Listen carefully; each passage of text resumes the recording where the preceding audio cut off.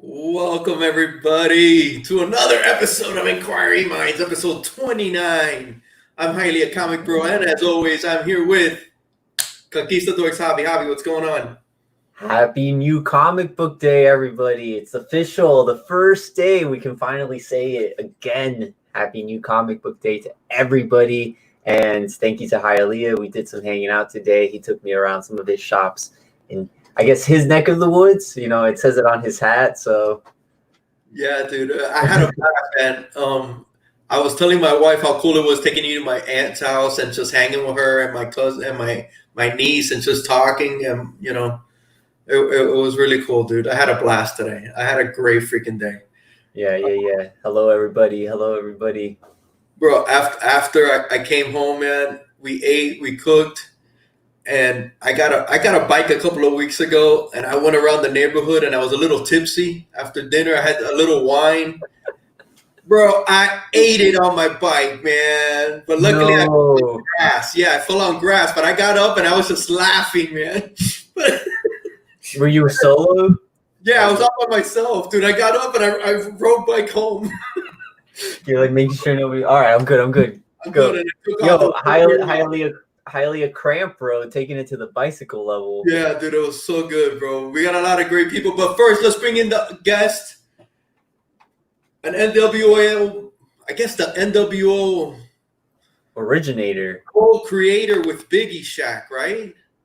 Yeah. I would say, yeah, the two founding members, a friend of the show, ComicHead84. What's up, Kenny? Yeah, definite friend of the show. Yeah, I think we might have to give Chad90 another co-creator. Chad90. Oh my God. Oh, I'll never hear the end of it. We won't hear the end of it, dude. Oh my God. What did I just do? Yeah. No, you're good.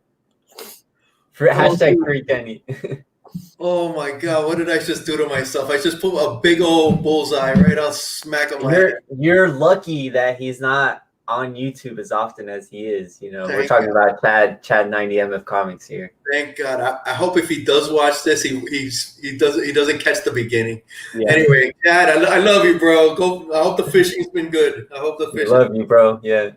Hey, Javi, we got a lot of good people in the chat right now. Awesome people in the chat. Immortal Biggie Shack, NWO represent. What's up, Biggie? Not near mint. Rob Worst, what's going on, Rob? Geeks, Drinks, and Comics. Cheers, Geeks, Drinks, and Comics. Cheers. Unruly Simeon, what's up, man? Sam I Am Comics, what's going on, Sam? Superior Hero Reviews. Oh, we were just watching the replay of the Comic Gories earlier today. Superior. That was a good show. Just a little podcast. What's going on, JLP? Everybody else strolling in here. Everybody else watching us on the rewind. What's going on? Thank you for joining. Thanks for coming, everybody, man. Kenny, I like your crowd. You get a good crowd in this show, Inquiring Minds. Dude, I love them, man. It's I'm humbled. I'm truly humbled, man. Yeah, it's amazing. Every week I watch the guest shows, right? And I went back and I was surprised. I had never seen your first shows. I saw you comment on the very first. Yes, I did. And you know what, bro? Kudos to Perry, man. He was the only other comment on there, man. He was the only other comment. But you know what I took from that? What happened to Batman and Robin, man? I still have those two pieces. Yes. Those are cool, right? Super cool, bro. I got those, and they're signed too. I got them added on. Chris Uminga is the artist. You know, they almost look your kind of style. Yeah, I think that's why I gravitated towards them. Yeah. If you guys ever go to Kenny's channel, watch his first 10 videos you had him, and it was a little print of a Batman and Robin, and they're like little kids, right? Yeah, and you know what's crazy, bro? They're printed on. Maybe I should grab them. They're right there. Yeah, man, because they're super cool. Yeah, we have time. They were super cool, man. 9 year mint. He says he went to Phil's and saw Brian today. That's awesome. Actually, just a little podcast and I were able to go there over the week. I don't even remember the days. You went Monday. You went on Memorial Day. Yeah, we went Monday. Because it's something that you might not pick up when you see it in the video is that they're printed on pieces of wood. You do not catch that. Look how yeah, they're printed on wood and they're meant to be like hung. That's sick. Dude, those are so nice. Dude, those are that's awesome. nice. Yeah, I love these, man. Yeah, you used them. Those were your original partners. Yeah, man. Those are so cool. But you know what else, man? You had the original. You still use the same music, your same intro. Yeah. You still got the 84. I never changed it. I made that intro for the first vid, and yeah, people seem to like it. So I said, "Fuck it, just keep it." Dude, I'm with you, man. Just keep it, and I kind of like it because it's been there. What's up, Rob? It's been there since the beginning. Yeah, man. I was in No's Face channel for a while. Oh wow! For I think it was like your 10 or 15 videos. You were No Face. So, and you know what else I was interested? I mean, caught by surprise. Because you're really not that person anymore. You're not a New Comic Book Day person anymore. And all your first videos were New Comic Book Day 1, 2, 3, and you're really not that kind of collector anymore, are you? Yeah, that's true. I guess I did kind of phase out a little bit of the New Comic Day. Mm-hmm. Yeah, I don't know. I guess it's just my progression on things. I still the new stuff that I did keep up with, you know, I'm not ashamed to say that I'll just cop that digital, brother. You know what I'm saying? And is what it is. And it's just, it's logistically tough for me to get to the shop in the middle of the week too, just because my work schedule is kind of brutal. So it's tough. Like I'd always be getting my shop like right before they close. So unless I put on the full list, if there was like a hot book, like it'd be gone. Like yeah. Do you read? Go ahead. Sam I Am Comic says he's familiar with Umingo. Umingo has some cool stuff. And Unruly Simeon says he misses the new comic stuff, like the New Comic Book Day content. Maybe you can bring the digital content. I don't know, maybe somehow. Yeah, I used to have fun doing like I would do like a top 10 picks with the pass list. Yeah. I fucking love that, bro. I thought that was fucking hilarious. I think maybe when like New Comic Day comes back in full steam, I might try to give some titles like a chance. You know what I mean? Do you read a lot of independent? Not really, not new stuff.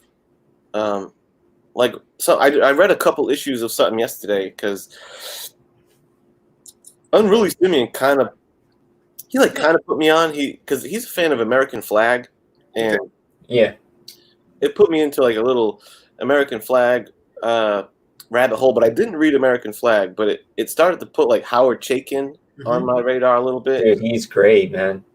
He's really good. But what I was reading from him is I read a couple issues of Satellite Sam. Ooh, I don't know that one. And it was only from like a few years back, and it's Howard Chaykin on the art and Matt Fraction writing. So it's a pretty cool little team up. It's like it's cool. It's like a 1950s TV show, like 1950s, like a sci-fi TV show, but like behind the scenes, like the people that are creating it, and like the star of the show gets murdered in issue 1. And it's like a murder mystery. It seems like I'm gonna continue reading it. It's pretty cool, but yeah, not a ton. I haven't read a ton of indies. I don't think. So I know you're a big DC guy, right? You can say that. I mean, more like a big Batman guy, honestly. That's what I was gonna say, Batman. Yeah, because you still like Marvel. You still like Namor, Thor, things like X-Men. Yeah, X-Men for life. How did you get into comics, bro? Did you start when you were a kid? Where did you grow up? Mm-hmm. Where did you grow up? Right here, born and raised in Massachusetts. Pretty much in my same. I moved into like a different city for a little while, but I'm pretty much back. This house that I'm in, this house I bought, is like 5 minutes away from the house I grew up in. Nice. Right, my grandmother still lives in that house. Because so I moved to like the north part of this city for a while. I bought like a little condo there. But then I wanted to like get into house mode, so I got this house, and I wanted to go back to because I like this area. Where like right where I grew up is where I'm at now. I drove by my neighborhood, and I was showing Javi today. I used to ride bike here. This used to be that. This used to be that. Yeah. I like my old place. A lot of people complain about it, but I like my old neighborhood, man. I would move back in a heartbeat. It's changed a lot though. But so you got into comics right from the beginning? Oh yeah, it was from exposure of it from my brother, my nice. brother and my cousin Dave. The cousin Dave that I went to he rolled with me to a couple cons. Yeah, I remember. Them two being into it.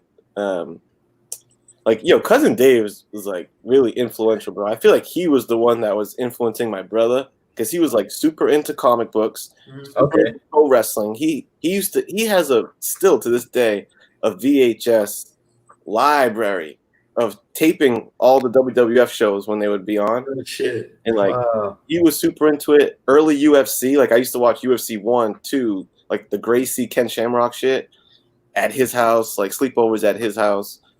So like when I think about it, man, cousin Dave put me onto the shit that like I would really grow to like. He's had a major impact on your life, dude. Just the stuff that you like and all this shit. You remember those first UFCs? Yeah. God, they were amazing, right? And you know what's funny is like the vibe of it in those days was like it was like one notch above us watching like Faces of Death. Yeah, bro. You know what I'm saying? It was like some hardcore underground shit. Like it was crazy, you know? I feel like you were watching something you weren't supposed to be watching, dude. Like, what's that? Jean-Claude Van Damme, you know? It was Kumite. It was straight up Kumite. Exactly. Yeah, man. So I love it. It's the sport that the only real sport that I still follow to this day and love, you know what I mean? Because I'm not a big sports follower, really. Were you a Chemo fan? Ken Shamrock versus Tito Ortiz. Yo, Chemo used to come down with like the cross. Crucifix cross, dude. What? Chemo's crazy. Bro, I loved it when Gracie just fucking got him by the ponytail and just held on to the ponytail. Yeah, dude, they were like punching ball sacks, bro. Man, it's like madness. Bro, that shit. I'm actually getting back into it, man. But I used to have parties for that. I used to have like an illegal cable box, and all my friends would come over, and we would just my ex-wife and the kids. My son was like 2 years old. They're in the room, and I had like 15 guys in the living room watching the fight. We only had like a 1-1 apartment, dude. It was tiny, man. I'm like, what the fuck was I thinking? But anyway. Dude, I love Gracie. Was such a badass, bro. With the gi. Yeah, he changed the game, dude. He changed it, dude. God damn, good old days. Anyway, so you got into cousin Dave, big influence. Yeah. How did you start collecting? What did you collect? What was the whole process?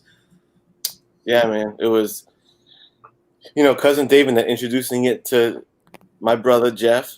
So at that point, it's in the house. My brother had a long box.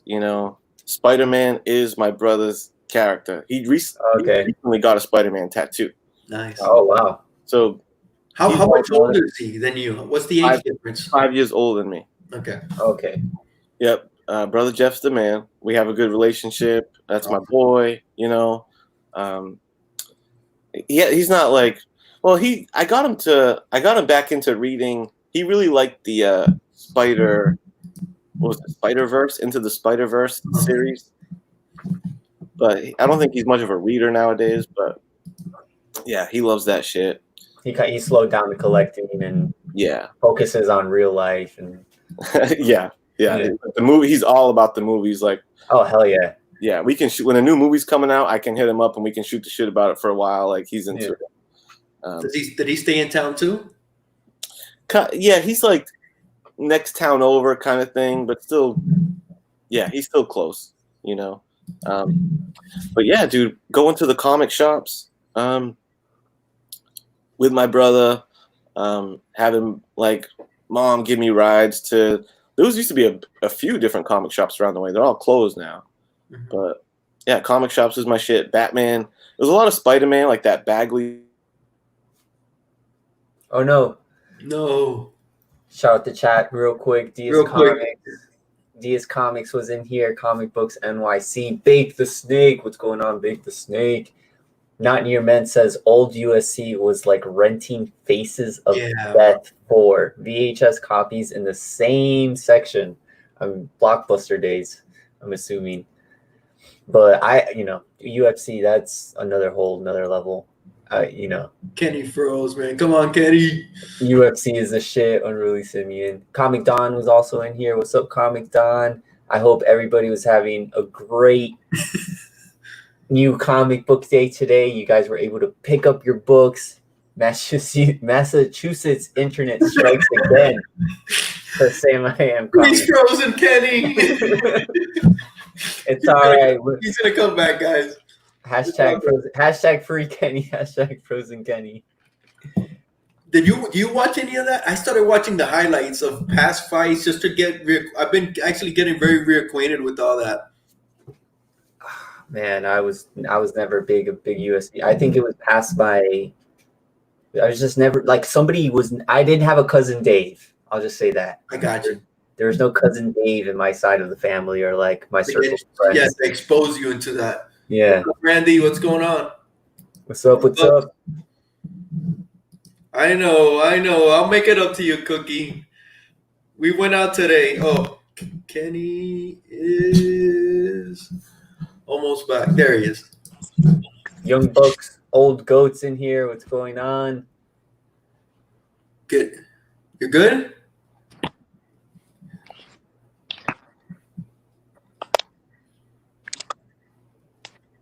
Getting my gram books ready, says Biggie. His Instagram books. Oh, is that what you're doing? Yeah, man, you got to rebag and board your books. Yeah, Cookie. We'll do it. We'll do it again. Looks like he's having problems. It's all right. It happens. 84 Internet brought to you by Folgers. Comic Books NYC. Dude, I had fun today, man. What did you think? Oh my God. What did you think? Did you try the flan? Okay, so guys, all right, everybody in the chat. So Hialeah and I we live close to each other. We went to our shops over by, Hialeah. And we talked about this before in past streams. Apparently in Miami, Florida, Hialeah, Florida, we have a KFC chicken, right? And they have what is known as one of the best tasting flans in America. And flan, if you guys don't know what flan is, it's like a Latin dessert. It's like a custard. Like a caramel custard. Yeah, it's like a custard. So KFC has some of the best tasting flan, if you can imagine that. And we went hunting today, and that was our after you go hunting, you get hungry. Yeah. So it's amazing, right? Bro, first bite, you gotta take your time with it. You can't devour it, Yeah, you take your time with it. Yeah. Okay, guys.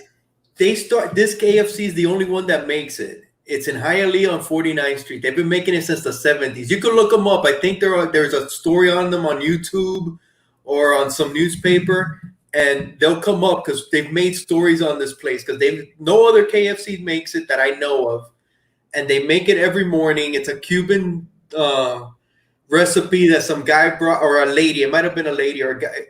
It is. Who knows? It is amazing flan. The texture, the density, the caramel. It's not too sweet. It's just perfection. And you would never guess it's from a KFC in Hialeah. It is so good. It is. Me and Javi went through the drive-thru, and all I ordered was 4 servings of the. We got 4 flans.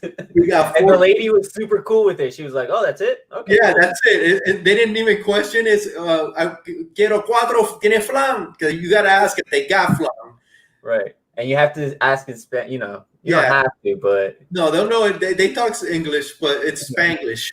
Yeah. And tienen flan, sí. Dame 4, okay. Tranquilo, vamos. That was it. Oh my God. Good to go. If you're ever in Miami, you gotta hit up the KFC on 49th Street. Amazing flan. Oh, Bake the Snake says that some of the McDonald's here in South Florida have guava and cream cheese apple pies. I guess. Oh my God, I haven't seen that. Yeah. What's Hey, up? what's going on, Metarog? We got Roger, we got Gore Vidal, we got Gomez. What's up, guys? Kenny's having a little problems. Hey, good now. we're back. You're good. Awesome. Sorry about that. You're good. You're good. No stress, no worries. You know what the secret move is? There's some weird shit with my internet. You know how I get it back when it does that? I have to run down to my basement, and there's a cable wire that goes into my splitter. And it's like the main cable wire that comes in from the outside. And if I undo it, disconnect it, and then reconnect it, it's some shit about like a charge buildup, and I have to release the charge and then plug it back in. It's some weird fucking thing. How the hell did you figure that out? Yo, from my cable not working for like the past 2 years. Hey, we're back here, Inquiring Minds. Yes. ComicHead84. Sorry, dude. We were just talking. I took Javi to get some flan today in Hialeah, and it's amazing flan. You know what flan is? It's a Brazilian, isn't it? Flan? I don't know. It might be. It might be. Because they serve it at like Brazilian places around here. Is it caramel? Or Portuguese. Is it caramel? Say it again. Is it caramel? Like I think it's like a dessert type of thing. You know what, dude? I'm gonna look up where freaking flan originated. That's a freaking great question, dude. I know I don't think it's Cuban. It's Latin, I would guess, but Mexicano says Gomez. It's Gomez Mexican. That's what Gomez says. Cool, dude. It's freaking that flan is freaking fire. Mexican. Okay. All right. I don't know where we left off exactly. Okay, so you started collecting with your brother, your cousin. Yep. Did you keep it on? Has there ever been a gap that you stopped, or what were you collecting at that time? Just whatever, or what was your interest? Yeah, it was at that age is when I completed that run of Batman Adventures. Oh wow. From that young buck age, because I love the Batman cartoon, right? Mm-hmm. X-Men cartoon, and I completed the Batman Adventures, got that 12 early, son. Nice. Is that the one you have now? Yeah, that same 12 is the one I bought, like, dude, 20 years ago. It's perfect too, right? Yeah. It's ticks. I'm surprised I got an 8.5. There's some ticks on that thing. But it's perfect. You don't need to upgrade that. Yeah, no, I'm good. You got it for nothing. There's no need to upgrade. That's perfect. Yeah. And then and that's when I got bit with the drawing bug, you know. And then in school I was like, I would draw a lot, you know. I'd like always be doodling on shit. Sometimes I would like, if I got into like in like the junior high school days when you go from class to class, yeah, I would like draw. I'd get in before the teacher does and like draw some crazy shit on the chalkboard. Yeah. Type deal. You were that kid?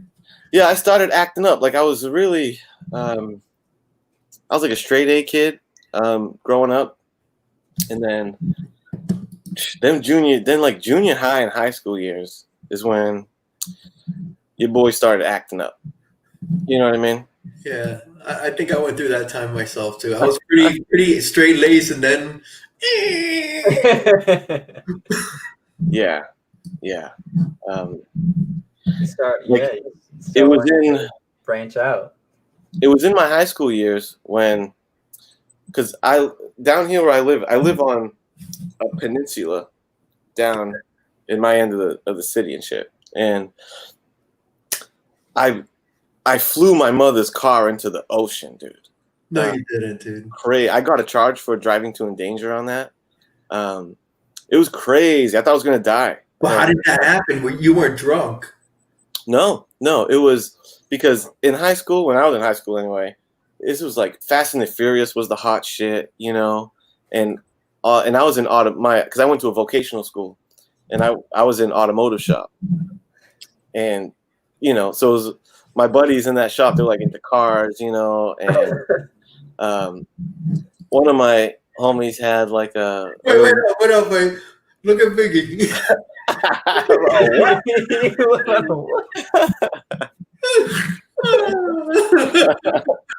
Oh, hang on. Madness Van Diesel. Where's that, bro? It's Biggie put it down. I see it, bro. Madness Van Diesel. Yeah, a peninsula. It's like it's like 3/4 of an island. You know. It's basically what Florida is. Yeah, what Florida is. Yeah, surrounded by water. And one of my buddies had like a Honda Civic with the pipes, whoa, the big loud pipes and all that, and big shift, and it's Mr. Race Guy. And I had my mother's 1992 Nissan Stanza. They don't even make Stanzas anymore, bro. They were like, fuck this car. And he was like, so we raced around the beach. And I was like, so I was driving fast, whipping behind him. And then there was like just a crazy moment where like I was driving really fast and someone behind me like kind of hit their brakes kind of quick to take a turn. And I was going too fast to stop behind them. So I'm coming up and I had to swerve to the left of them to go around them. But there was a car coming right at that time. So I had to do some move where I went to the left of that person. Incoming car was coming. So I had to then do like a quick swerve to the right. And that quick swerve made the ass end of the car kick out. Yeah. And that's when it spun, and I went through a bench. I went through a barricade, and then the car went airborne, And, like, in the middle of the air, all I could see was blue ocean. And, like, in my mind, I'm like, oh, man, when I land, I'm going to be like, it's like in the movies, like, the car's going to be submerging. I'm going to have to kick the window. But in reality, it was like, part of it landed on the rocks, and then part of it was in the water. And I flew out of that thing so fast. Where'd you land? Like, it was like somewhat on the, like, half the car was submerged in the ocean, and then part of it, the driver's side part, was like up on some rocks. What time of day was this? Was it like this, or was it like? It was like facing down or sideways. So the passenger side, because my buddy was sitting in the passenger side, and when he opened his door, he had to open it into the water. Yeah. Because his side was down, but my side was up towards the rock, so I got out dry. And it was like in the middle of the day, dude. And the local newspaper came and asked me what happened, and I was so fired up. I was just upset, You're pissed, probably. Like, yeah, I was like pissed, upset, and they were like, "Do you have something to say for the Stand of Time? Can you talk to?" I was like, "Fuck the Stand of Time!" I was all fired up. And then a cop gave me a ride home, and I had to break the news to my parents, you know what I mean, of what just happened. With the cop there, obviously, right? Huh? With the cop there? The cop just dropped me off. Nothing, yeah. So, like, it's like, all right, everything's normal. Like, mom's doing her normal thing, and I'm just chilling. And I have to, I'm about to fuck the mood up in this room right now.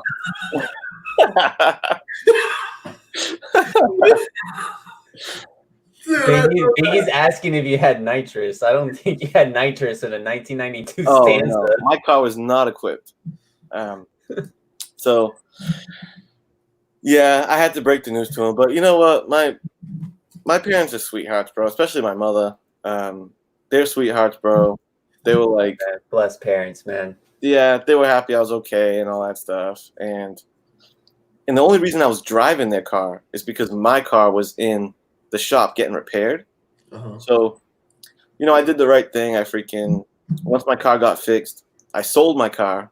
It was a Dodge Stratus. I sold it for $3,500. And then with that money, I split it I gave them $2,000 to buy a car, and then I put $1,500. I downgraded my car. So I gave them $2,000 to buy another one. And then I bought a little car, and I did my best to fix the situation, learn my lesson. Dude, how bad did you get it from your brother, bro? Oh, yeah. And because they had to hire, what do you call it? Like a crane.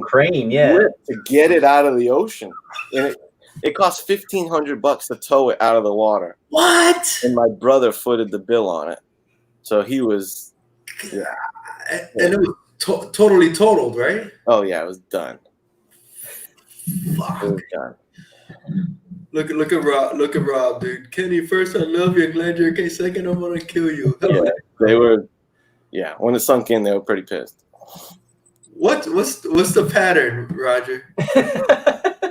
Yeah. Yeah, let it become a coral reef down here. Exactly. Should have let that be. Oh, that would have been awesome. Yeah, they had some basic ass insurance, so the insurance didn't cover anything. So Or crane service isn't covered by insurance. Yeah, no. no, I don't even. Dude, that's crazy. Mastodon's in here. Oh yeah, what's up, Mastodon? Yeah, what's up, man? I saw you guys shooting off fireworks. That was awesome. Or not fireworks, Coke bottles. Oh yeah, on Instagram, right? Yeah, I saw that shit. that was awesome. Dude, so you collected. How? Why'd you decide? Like on your first video, you mentioned what? Young Bucks, Old Goats comment. Sorry, the chat's on point tonight. Thank you, everybody. Yeah, He's asking. I still don't know how you flew it into the ocean. That's a good point. Dude, look at Bake. Okay, let's get to Bake. Any other near-death stories, 84? That's probably the closest, man. Glad you're okay, man. Glad your buddy's okay. Glad everything's worked out. Yeah, and that was, bro. And you still talk to that guy that you were racing with? We're not best buddies, but yeah, probably a year ago, like when I was renovating my house, he came. He was like helpful in that process. Yeah, we're homies. He was a good friend. He was a good dude. Does that come up a lot? Hell yeah. That story? Oh, so yeah, I definitely got my balls busted on that for a long time. Oh, bro, you grew some cojones from going through that too. Yep, honestly, you know what that did, bro? It's like now I've like ever since then. It used to be worse before, but it still lingers with me. I get freaked out being in a car at high speeds. It gives me like anxiety, bro. And I never used to have that. And ever since that experience, like I feel very uncomfortable, especially being behind the wheel. I don't like being behind the wheel and taking a car at high speed. And even passenger side, I'm like, ugh. Yeah, man, you can ask Cookie. I was driving with Cookie towards probably like 45 minutes. We were going to a comic book shop and it was raining. Bro, raining down here in Florida. And it was I'm like, sorry, I'm driving so slow, dude. yeah, man. Get freaked out, yeah. I'm a little bit more. I got more of a lead foot. Yeah, that was a crazy time. And then and that was what do you call it? I think like 6 months before that happened, my brother cut his pinky off. What? Yeah, my brother's got no pinky.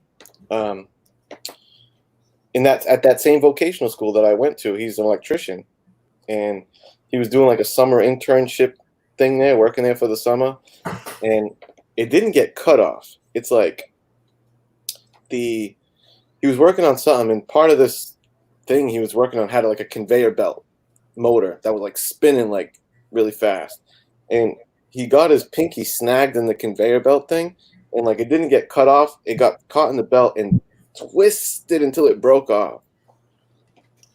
Wow, that's pretty gnarly, dude. Yeah. And we were like, and that happened at school, on school grounds. He probably should have been supervised, right? And he got some Jimmy crack. So I'm like, yo, you're gonna get some kind of check for this, dude. You lost your finger at school. What did he get? Bro, he got the most cockamamie car accident lawyer, dude. And all he got to show for it was an old beat up Volkswagen Rabbit and covering my tow bill. That's all he got out of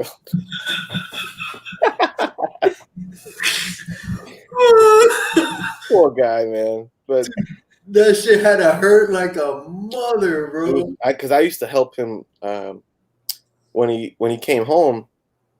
I would like help when he would unwrap it and clean it because it was an open wound for a while. I would help him clean it, and it was gory, dude. It was nasty. So now he's got a little nut. He can move his knuckle around. It makes like a cool party trick for people that don't know him. He'll do like one of these. So people be like, "What was that?" Be like, "Check this out," and they'd be like, "What the fuck?"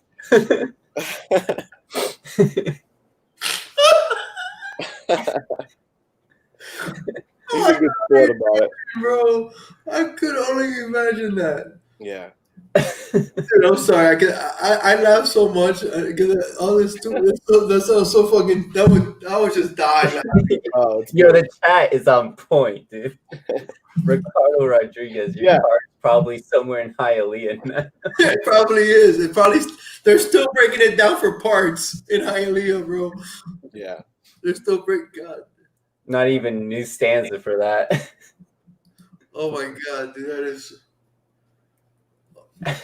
dude, that is so fucking funny. Oh my god. Oh man, I was gonna say something, but now I forgot. Dude, just the tip hurts. My friend lost the tip of one of his fingers. Oh, really? Nasty. Yeah.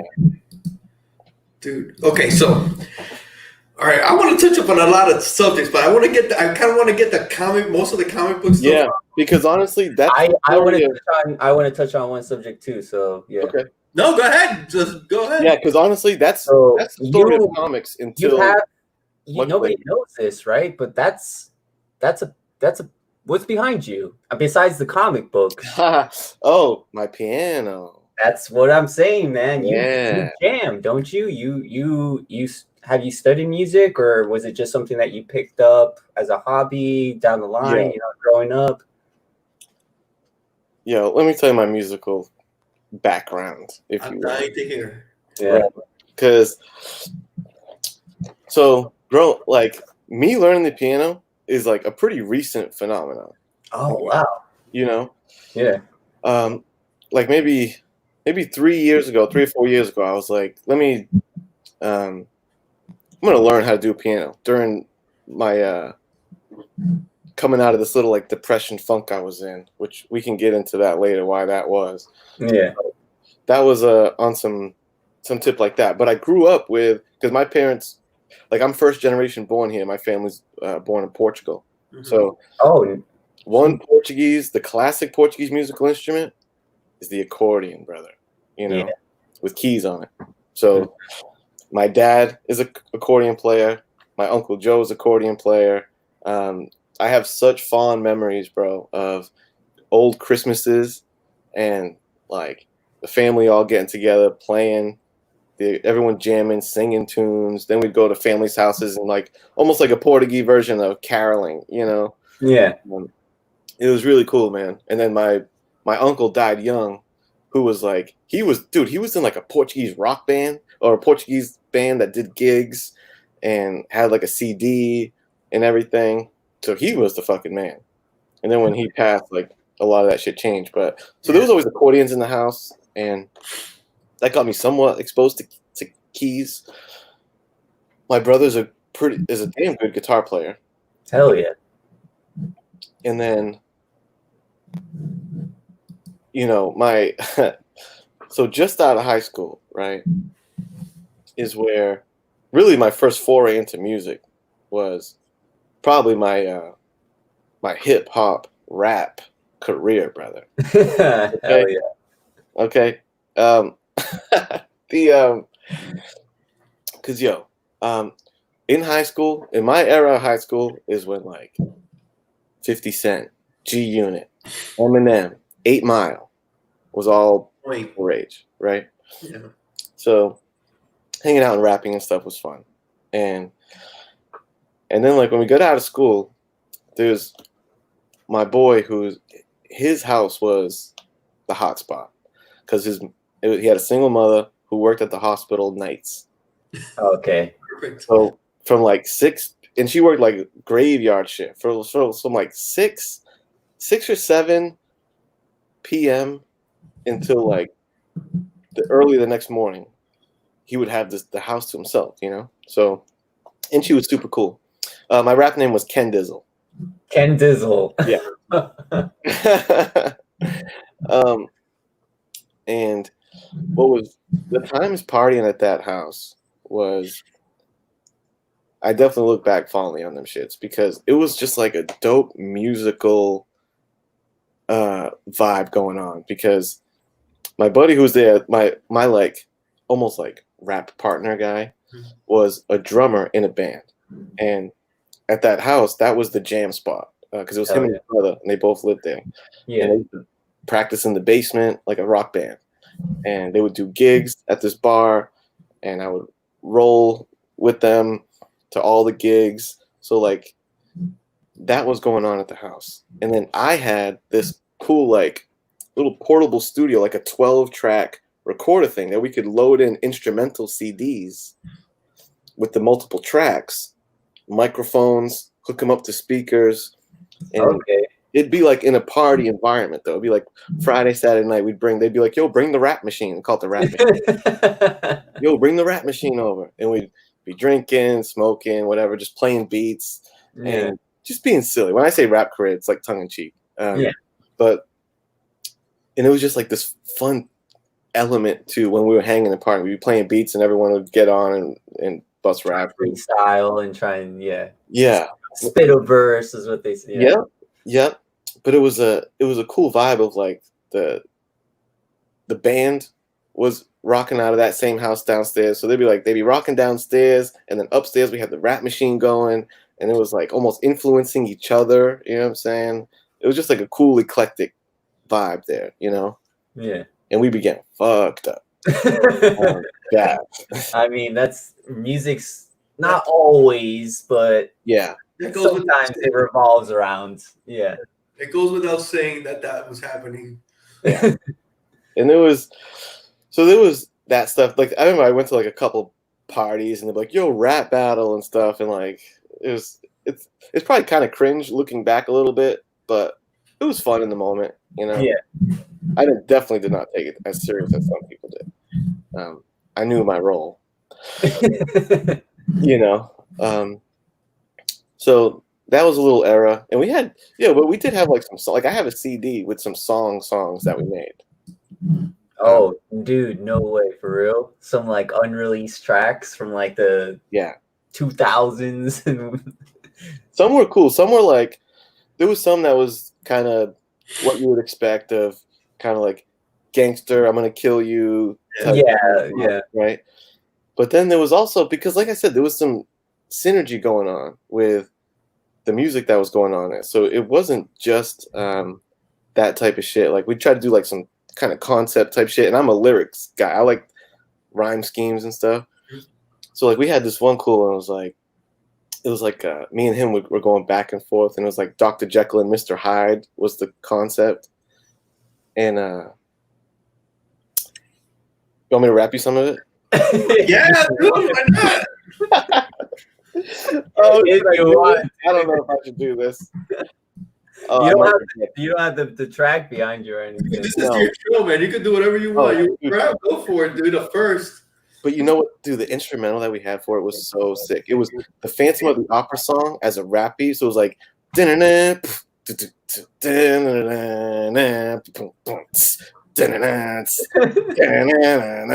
was like, dude, it was a sick beat. And it was like, oh my God.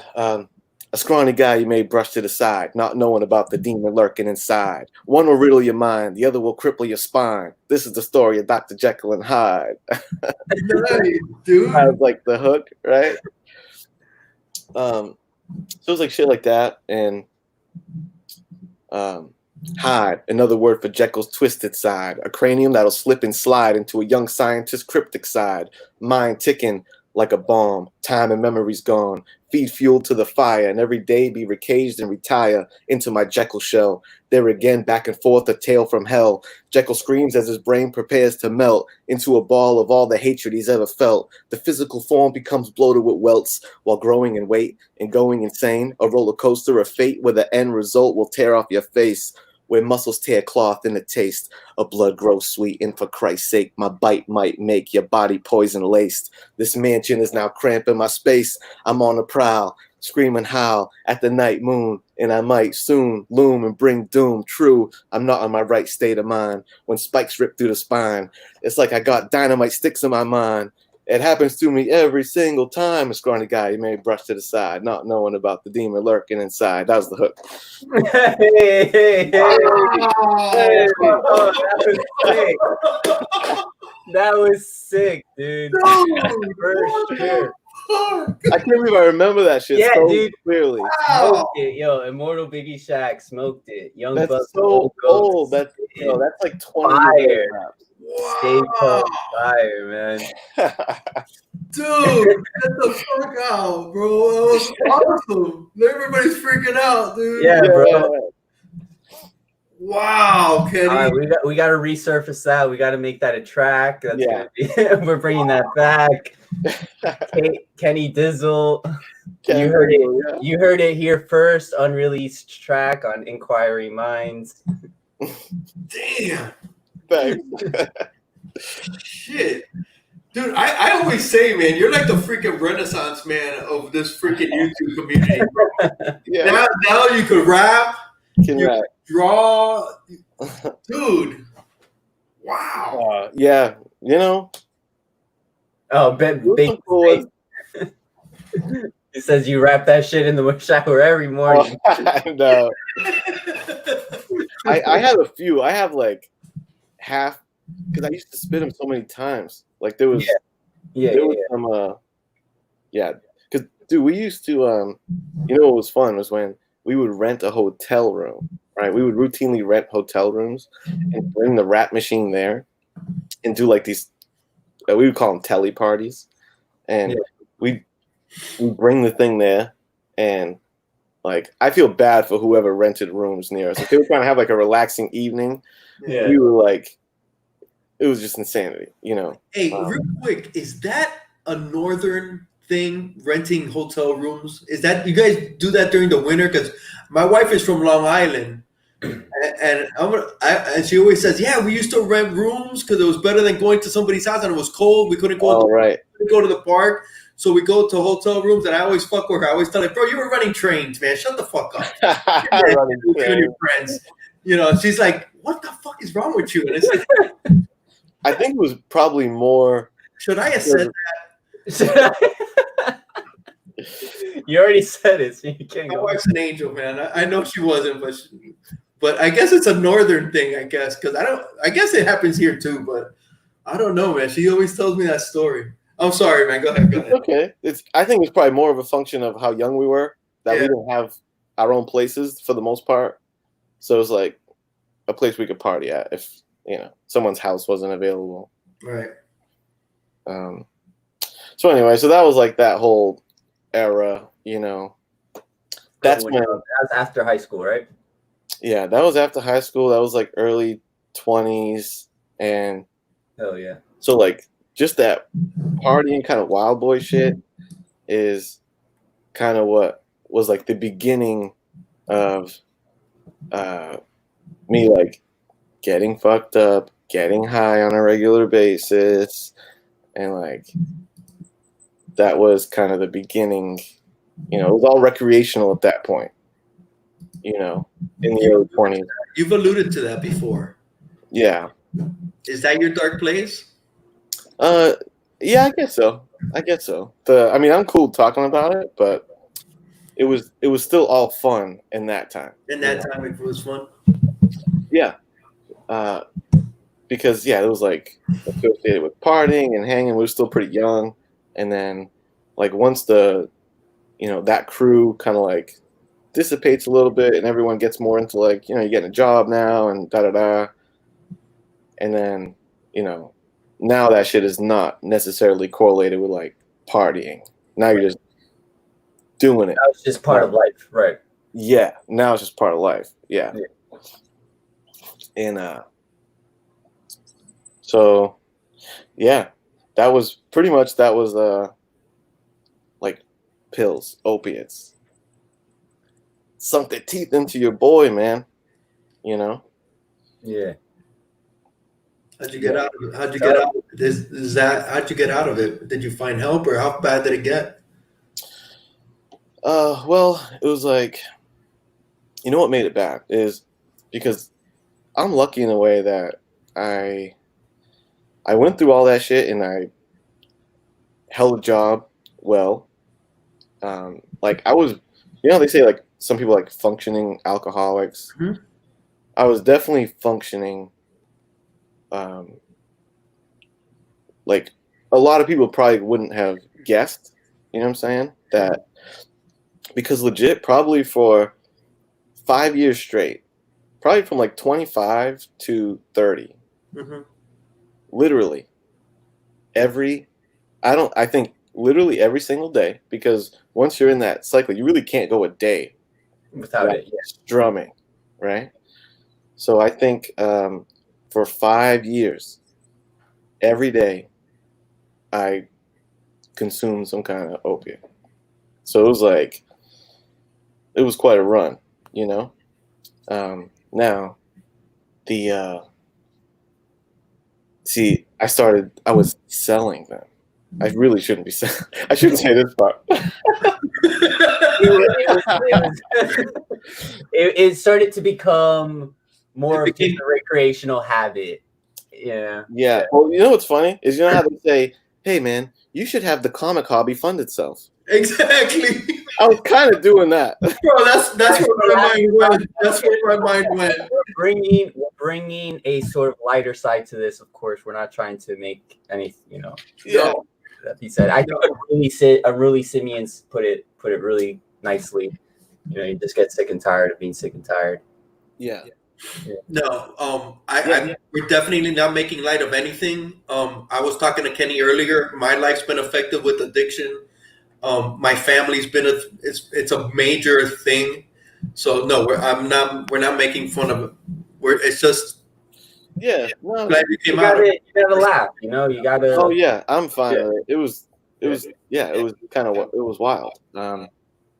And when I look, you know what I kick myself in the ass is when I look back and I think of all the money squandered, because of the, me funding the hobby, could say, if that funding, because that's why I didn't go into shambles and go broke, and I'm proud to say I never robbed anybody or anything crazy like that, because I always was kind of making it work.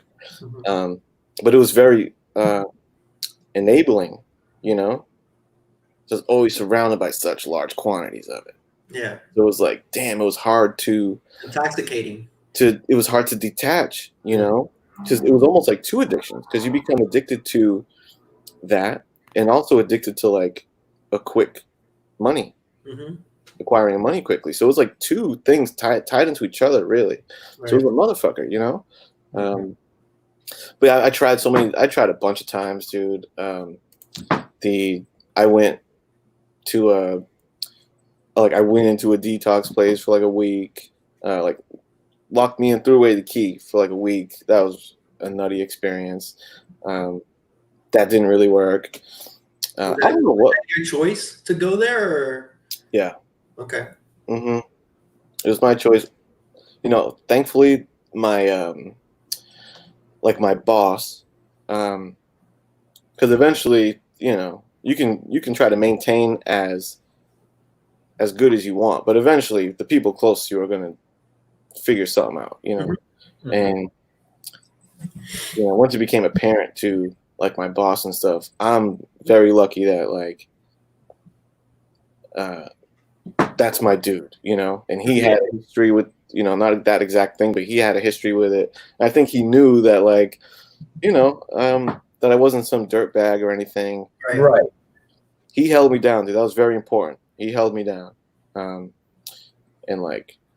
let me take the time to go do that. He paid for me to go to that spot and all that stuff, and that was key. It didn't give up on me, and most places be fuck you, hit the bricks, dude. You're a piece of shit. I can't trust you, and now you got to start over with your career and stuff like that. And he didn't, and a lot of people would. So that was cool. That's my dude. I was the best man in his wedding. We're it's my guy. It's like my business father. You know what I'm saying? Yeah. We have a very good relationship to this day. We're partners now. That's awesome, dude. That's awesome. That's such a great story, man. Yeah. I don't know if there was a moment that did it, but I don't know. Just I guess a little moment of clarity and just giving it a shot. If anyone's dealing with that shit, just keep trying. There wasn't anything magical or stars aligned. Was there a point in time? was there a point in time? I don't want to say like a specific point in time, but was there always like a reoccurring moment where you were telling yourself, okay, like I'm better than this, like I don't want to be this way, so I'm going to get myself quote unquote better. Dude, so, you know what? It became like a we now look back at it as a joke of me and a good friend of mine of all the time when you're all intoxicated, right? Choked up. Yeah, that's the moment when you are most determined. And that's when you're too good for this shit. I'm too good for this shit, man. This is it. It's over. You know what? This is going to be my last time. So I'm just going to go extra hard tonight. It's my last time. I might as well go out with a bang. And this is the last time tomorrow starts, da-da-da. Because you're full of endorphins and whatever. Yeah. And it was like, we would say it's almost like when wrestlers or rappers, they have the fake retirement. Yeah. It was totally that, you know. But it's yeah, so there was tons of moments of thinking, but it's especially with that particular thing where it's like a physical, like it's tough to just say I'm just not going to do it. Man, let me tell you, dude, withdrawals are real, you know, and it's like, it's just tough to navigate that, you know, like you're in a bad way for a long time, like a good stretch of time. Like you ain't going to work that, like if you go to work, you're going to look crazy. You're going to look crazy at work. If you try to socialize, go anywhere, you're going to look crazy. You're going to be all sick. And you know what the bitch is you're all sick. You feel like garbage. You feel like death. It's the word. Your bones are aching. It's like, I can't even describe the feeling of going through the peak of opiate withdrawal. It's really bad. And you know what the motherfucker is and why relapsing is so easy is, imagine you have the worst flu and you're in bed dying. You're puking, you're sweating, you have the chills, and you know that all you have to do is go like this, boop. And not only does your flu go away, you're going to feel amazing. And it's so tempting to be like, let me just get rid of this horrible flu instantly. So it's like, man, it's so much self-control. It's almost, it's crazy. So how long does it take? How long does it take for that withdrawal to go away? How long does that last? It depends, right? It can depend. Yeah, like, you know, depending if you're tapering well and stuff like that. But you're gonna go through like at least like 3 days of hardcore bad news, a week of, you know, still pretty bad, and then then the next 30 days are not even a walk in the park either. Like next 30 days, you're like still not feeling quite right. You're tired. Like it takes a while to get back, you know. It does. Your body is it's like a machine almost, you know. You do something to it constantly, and then it takes time for it to adjust to not be used to something. Yeah. And then there's the mental part too, says Young Bucks, Goats too.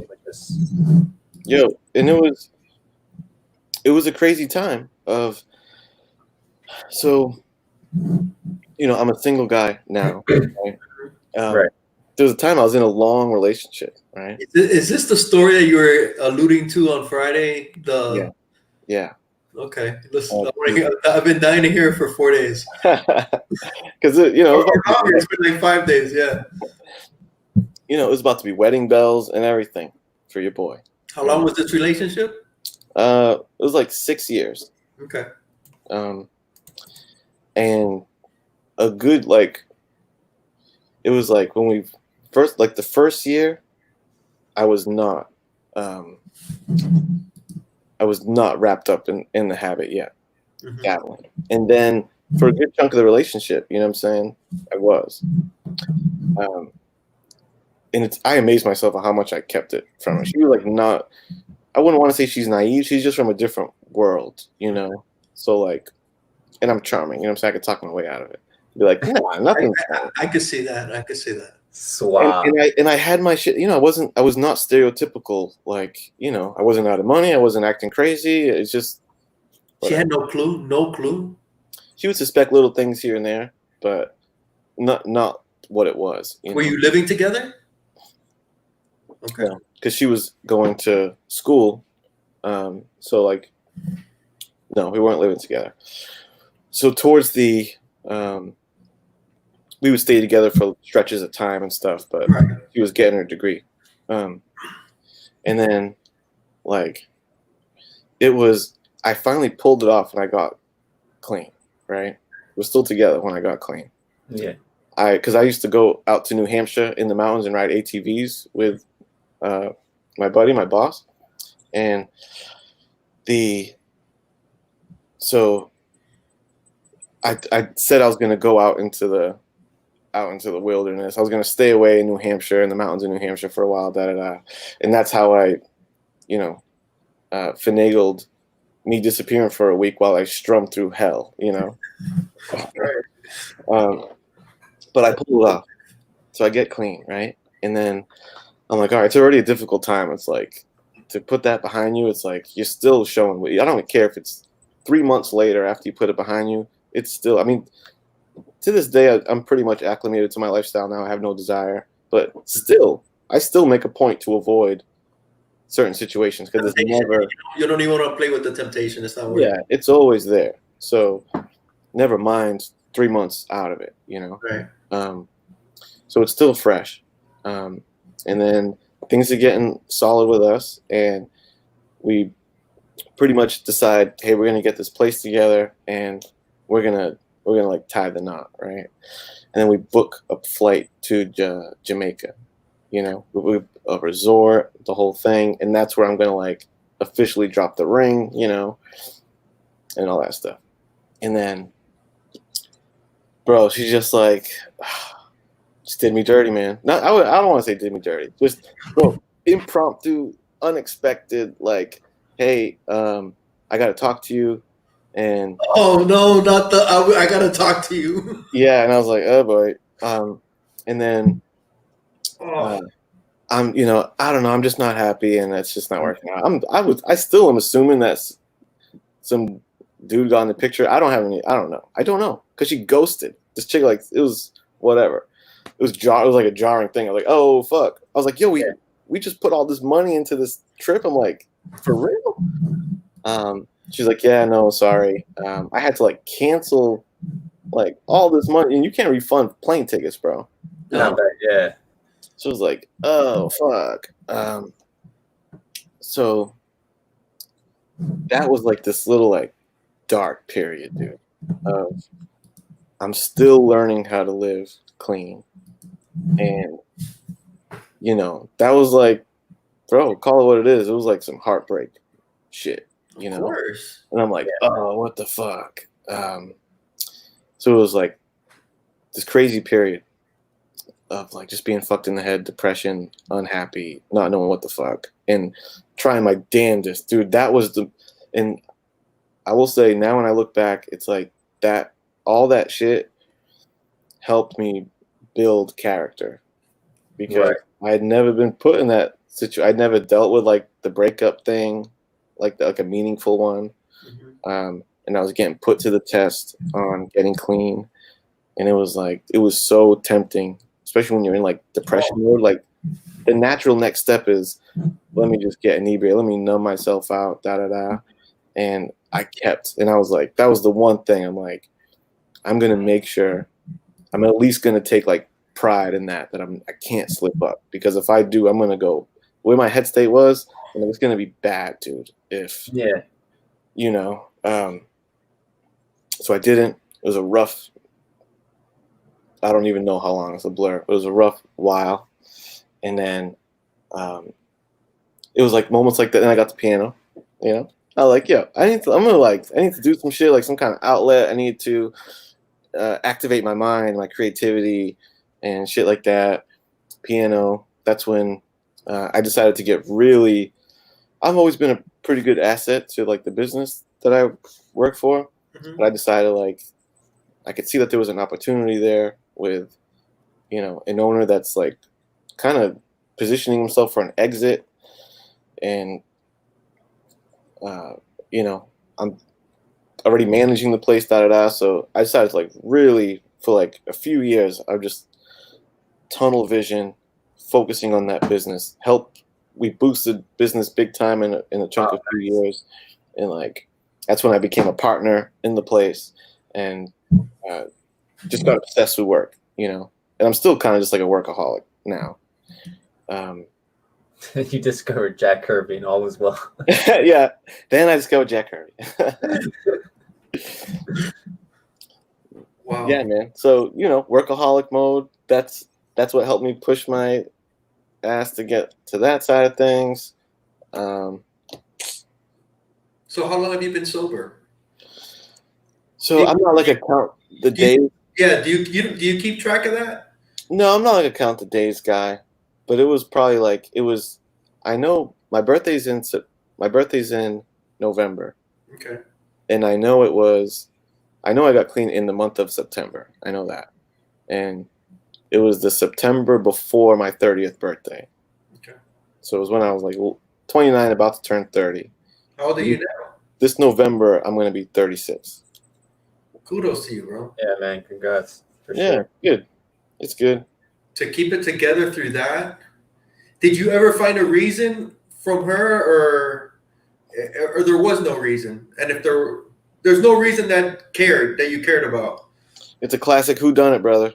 No, I don't know. It's a mystery. I don't know. It's on it. You know what it really is the reality is that even though when I'm saying, oh, I was functioning Right. guy and this and that, the fact is, yes, even though I wasn't like being crazy or anything, it still remains that I was not the best version of myself. No. Right. You know what I mean?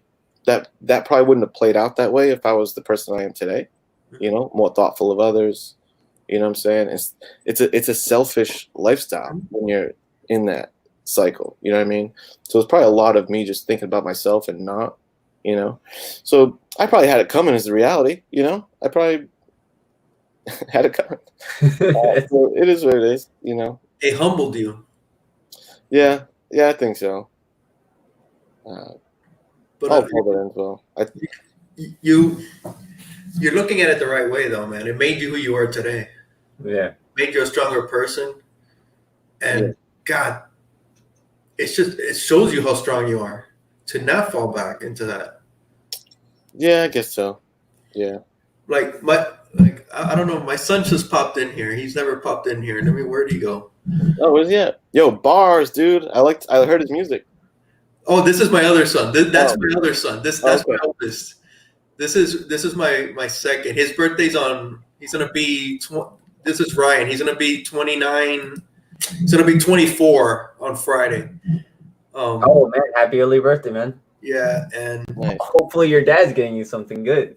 Yeah, I'll see him. But kind of like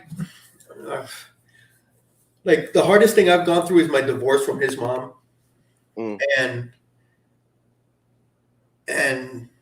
dude, that was devastating to me. Yeah. And things like that could either you're gonna go one way or the other. Yeah. And I could have gone, bro. I could have just self-destructed. Yeah. And I didn't. Thank God. I had a lot of good people, that looked out for me, that helped me, just listened. But those experiences make you who you are, man. Good or bad, they make you who you are, and they usually work out, for the best. My life, I think I'm hopefully I hope they still think I'm a good father to them, but I think I am. But yeah, I bet you are. Yeah. Those things change your life, bro, and they devastate you, and you think like, oh my God, but yeah, it's like the end of the world. It's the end of the world, dude. Yeah. It's the end of the world, and it's not, man. It's not the end of the world by any means, bro. You just got to get help, or you just got to do what you got to do it's funny. Everybody knows, right? Like I always tell my kids, if it doesn't feel right, it's probably not right. Yeah. So listen to that voice, man. That little voice. We all grow up with a lot of oh my God, just figures that show you what's right and wrong. Either hopefully we do. Most people, some more than others. I had a lot. I know a lot of people grow up a lot of different, but dude, kudos to you. Kudos to you. Yeah, gotta still hold your head up high, bro. That's something to be fucking proud of, dude. I guess the reality is, sometimes when I understand, yes, it's a bit of a accomplishment, I guess, but I'm when I look at it, I'm like, sometimes when people hold that as this big accomplishment, someone's like, "What's the greatest accomplishment of your life?" I'm not a drug addict. Man, that's the bar, dude. Your greatest achievement is you're not a fucking drug addict. No, it's not my greatest achievement by no means, but it shows your character, man. I guess, but I just don't like to congratulate too much because it's like, hold on, yeah. You don't want to put been there praise to it. Oh yeah, no, I'm with you there, dude. Like, my greatest accomplishment, I made it through my divorce. That's yeah. The other side. Yeah, time to set some new goals, right? Yeah. but it's still, dude. It's still, you should hold your head up high. Hell yeah, dude. Yeah, no, it's good. I'm glad. Some people don't make it out, man. Some people don't make it out of that dark place. So yeah, like there's one of the homies from that band that, and we were just like all just pretty tight during all that time. He died real young. Mm-hmm. Pretty much related to that kind of shit. I know a few people, that died. So I'm like, fuck. Yeah. So yeah, it can take you, man. That's for sure. But not your boy. The madness persevered. Yeah. Hey, I have a question. I've been thinking about this, and it kind of pertains to that because I think I've heard it a lot in the community that we're all addicts. Okay, and I'm not making light of it. Are we okay? Are we addicted? Are we obsessive? I think I'm a little bit of both because I get obsessed with something. It could be like playing basketball, and I gotta go play basketball, and that goes for a time. But comics has always been there. Either I go out of it, but it's always there. So are we addicts or are we obsessive? I don't know. What do you think?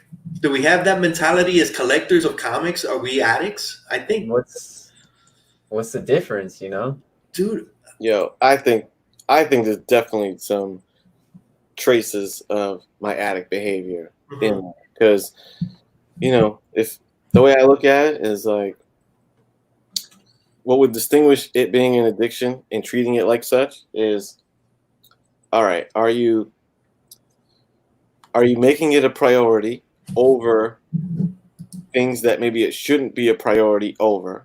That's one thing to examine. And I think there's some cases where I might do that. Yeah. And also, is the purchase of the comic is buying, do you buy certain things for the buzz? Things that you don't necessarily need. There's a serotonin drip, man. There's a little get that high, yeah. There's a little high from buying books, man. It is totally. I totally have that. Okay, yeah, Joey. If it affects your finances or life in a negative way, it's an addiction. A lot of people substitute addictions as comic mag musings. Some of my buying habits are deaf addictive behavior and really simian. Yeah, I know I'm addictive and I'm a little obsessive. When you wake up and you're just thinking comics, or you got to go look on eBay, what's going on? Did this? I'm looking for this comic that one go on is there a good deal that I can find? I think it's all about what's Man Cave say. You can say just don't get addicted in the first place. No doubt, of course, that could work. But going down that hole and coming back out is tremendous for sure. Yeah. Thank you, sir. Not all addictions need to be lethal. I'm always saying ain't no one dying because they buy comics. I don't think that's synonymous with addiction. Is it has to be able to kill you. No. And I also don't think, to what Joe said, of if it affects your finances in a negative way, it's an addiction. I mean, that could be the eventual That's subjective. conclusion of it. It could end that way, but leading up to it, if you're buying yourself towards financial strain all along that time, you're addicted, brother. I hate to say it, whether your bank account's strapped or not. If you're gonna get there, I don't know. You're gonna be buying something else. Yeah, and I don't think it's that, and it doesn't even necessarily make it a bad thing if you're addicted to comics. It's No, I'm not saying that at all. I'm not saying it could be, but I think that's almost like an extreme. Yeah, it gives it a negative connotation. Yeah, it's an extreme. It's like an extreme. I'm not saying it as a bad thing, but yeah, I think it's a good addiction. It's a good obsession. It's a good passion. Geeks, drinks, and comics. Hey, comics beats cocaine. So yeah. Yeah, we were saying, it's better than going out drinking or anything like that. Look at that, true words, brother, right there. Don't buy comics on credit. And if you do, pay it off at the end of the month. Mm-hmm. Pay off that card so it doesn't keep on going over. Yep. So hey, you've also stand-up comedy? Oh shit. Well, yeah, see, this is during the post, like the post getting clean, the breakup, the Kenny's all fucked up, is when I went into like my little like comeback period where I just it was getting old of me being like some sad sack, you know what I'm saying? Mm-hmm. So that's when I started to make concerted efforts to like, time for fucking Kenny 2.0. I was like hitting the gym a lot, and I was, I bought the piano. I started learning. I was obsessed with this fucking thing for every day I was playing, and like learning shit. And let me tell you, dude, there's a reason why the piano is in my bedroom, because this shit's a panty dropper, brother. So I was like learning a few songs, as I'm getting back into the dating scene. You know what I mean? Definitely came through nice. That was the move. That was the finishing move. That was the. It was one of them. Yeah, it was one of them. It was like a charm, dude. And it's just a nice thing. Let's just say. Yeah. It's not a bad trick to pull out your back pocket. So during this period, and I'm going to like, you ever hear of a float tank? No. An isolation tank? Yeah. I did that. There's a place I had to go up to Boston for it, but I did it a few times. How did you get into that? What made you think of that? Honestly, Joe Rogan. I had a lot of Joe Rogan experience, and he would talk about a float tank. Yeah, I remember that. And that's when I tried that out. You go and Wait a second. Let me ask you a question. Yeah. Is that like Altered States? Have you ever seen that movie, Altered States? It's oh my god! It's like a late 70s. I don't even know what this is. I gotta look this up. It's called Altered States, and the guy goes into it's oh my god, bro! I can't remember the guy's. God. Sensory deprivation. Yeah, sensory deprivation. Yeah. It's totally black. You go in there. Yes. Okay, Altered States is all. Dude, I can't think of this guy's name. Anyway, it's pretty interesting. Like I didn't, because they talk about that it can almost be like a psychedelic type experience. Yeah. And I wouldn't say it necessarily always goes there, but you definitely get into certain modes, and at the very least, it's very relaxing, and you can unplug from things. And how long does that last? But it's dope. It's picture like a coffin, practically. Yeah. Big, like a roomy coffin.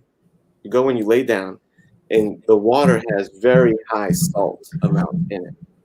And you go in, and there's so much salt in it that when you just let your body like spread out, you float, right?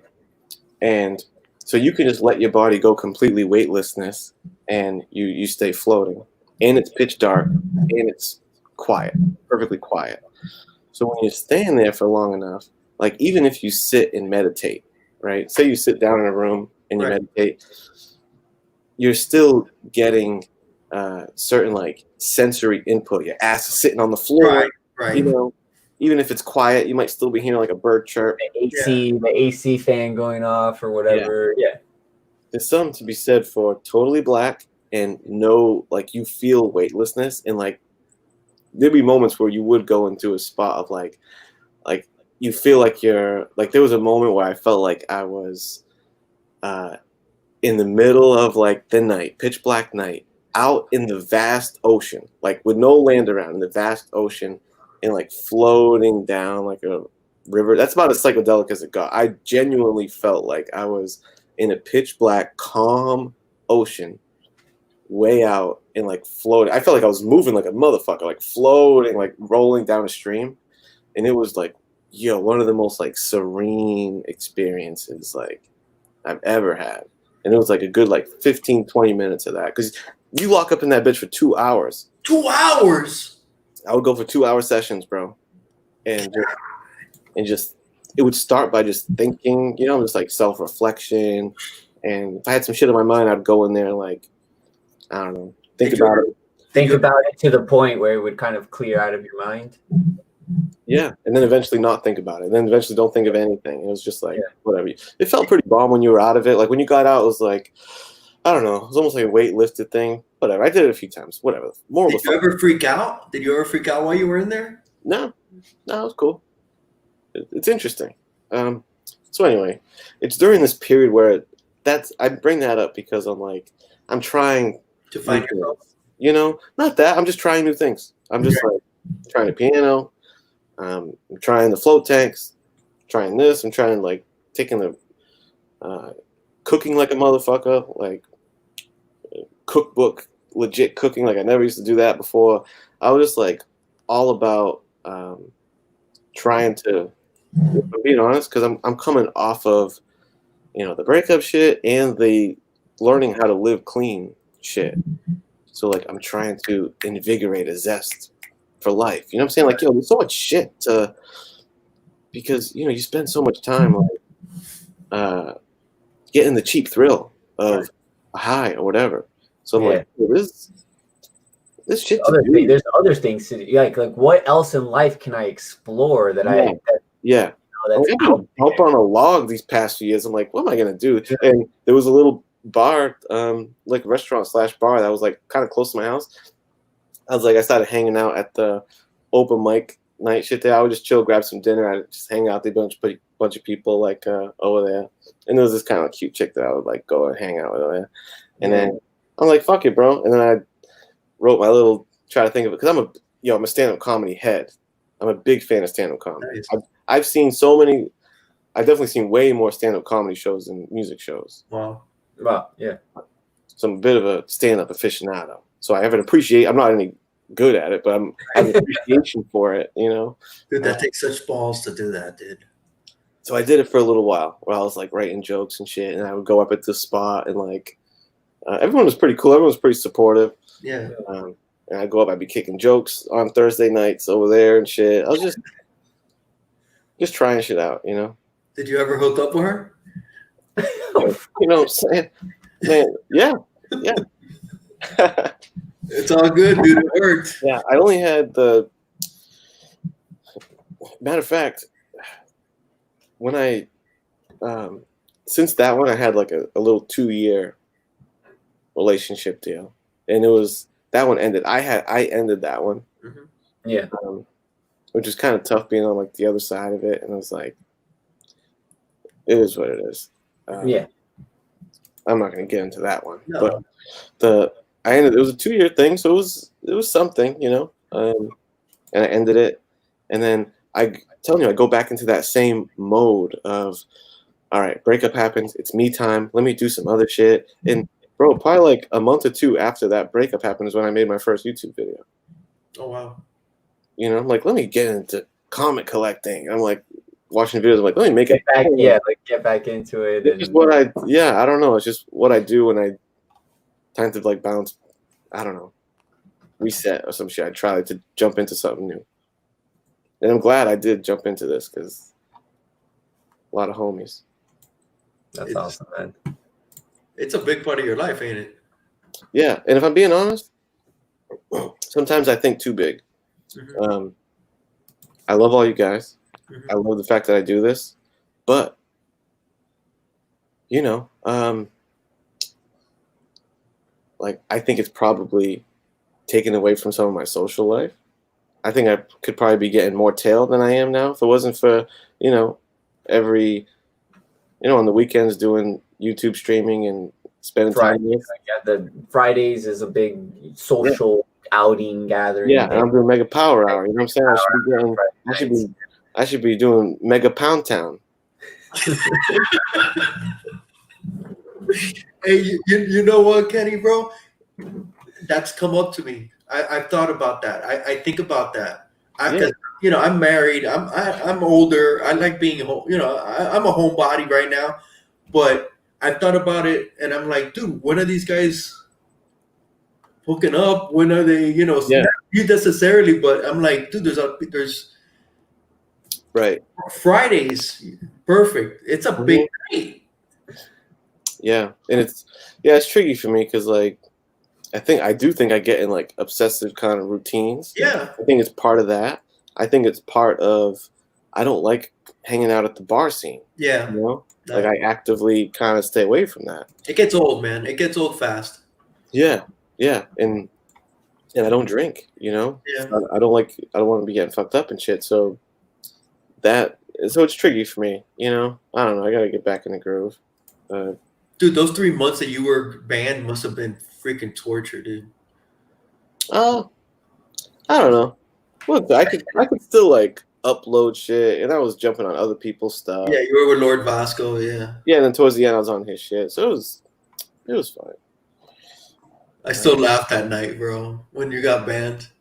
Oh, I was watching live that night. Yeah, bro, I was crying laughing when you went to black. I'm sorry, dude. I'm telling you, but I was laughing my ass off. As you should. I was laughing my ass off, dude. Yeah. Oh yeah, you're bad now, Kenny. You're bad now. Yeah. Look what you did now. The Biggie Shack says, "When did the show turn into Frasier?" That's the concept of the show. This is Frasier. This is this isn't show off comic bangers show. Oh yeah, when did this show? Yeah, we're not even talking about comics anymore, dude. Yeah, but that's kind of what the. Yeah, I kind of like it because it gets tiring talking about comics all the time, man. I like to talk about other stuff, get to know people besides comics. Yeah. But do you have any comics you want to show? You haven't shared too much. I haven't showed you. Yo, you know what? Wait. Before there's something I want to see. Yeah. I want to see what you got yesterday. Because I was very impressed. I for some reason I saw it right after it ended. I didn't get the notification right on time. Yeah. And I was like, oh fuck. I'm happy with that one. That's a nice thing to have in your collection, man. Yeah. Let me how did that come across? Let me go grab it. Hey, I want to thank everybody in the chat tonight, man. You guys have been amazing. Sorry I haven't shouted you out. I'm trying to highlight everybody that comes in, and it's just kind of hard to follow the conversation and the chat at the same time. So please do forgive me. But thank you so much, everybody. Yeah, man. Thank you, everybody, for being here. Ooh. Bro, that is so nice. Oh, that Foom number 1, right? Boom, baby. Steranko. Look at that shit. The signature is freaking perfect, dude. I know. Where did you find that? eBay? No, it was crazy, bro. Because this has been on my watch list, not a signed one. Right. And it's been on like my watch list for a while. I really dug it. I thought it was like a cool, unique book. Cool Steranko, and there's like a Wolverine kind of key to it, right? Can you believe that kind of like the Black Suit Spider-Man, Wolverine's concept is a fan letter concept. And he never got credit. Yeah, bro, it's in that book. He never got the credit. Well, people talk about it, but not really. Right. Sometimes they send you money, like I guess the Black Suit Spider-Man guy got $200. They actually sent him money. I don't know what to do with this, and I don't know what it looks like because this is the case with Metarog. Is I understand what he's saying. Yeah, man. I have a I slab. want to open it up and look at the page and see and look at my dumb ass with it inside of a plastic case. So there's moments where I'm like, I get it. Dude, but it's a yellow label. 8.0 is I love 8.0s. Yeah. I do. I love 8.0s. And it's signed by Sorenko in green. Dude, might be my favorite Hulk image, my favorite Hulk cover. I love it. Like, he's not too big. Yeah. Like, just so good, bro. It's very Lou Ferrigno-ish. Mm. You know, it's not Right. It's not anything crazy. It's very reminiscent of like a normal, I guess, human could kind of achieve. Chains, you know. And the white background makes the signature pop. Turn it to the back, because you showed that yesterday. That's a beautiful back cover also, man. Look at that. Yeah. And like I said, it was subscription only. You had to be in the fan club. That's crazy, dude. So how did you come about it? You said you were yeah, man, I'm chilling. It was like, bro, I bought this like 15 minutes before starting the last auction I did with first edition. Right. Not the one from a couple days ago, like when we the Sunday what? Yeah, the one the impromptu one that you just did. Yeah, not the impromptu one. Right. The one that we planned and hangers and stuff. Before that one, it was like 15 minutes. I was just sitting here, I had my StreamYard set up. I was getting ready, and I was just like scrolling through the YouTube shit. And Lords of the Long Box was doing an auction, and I don't even watch their auction that much. Right. And I just popped into it, dude, and it was in the middle of this book being shown.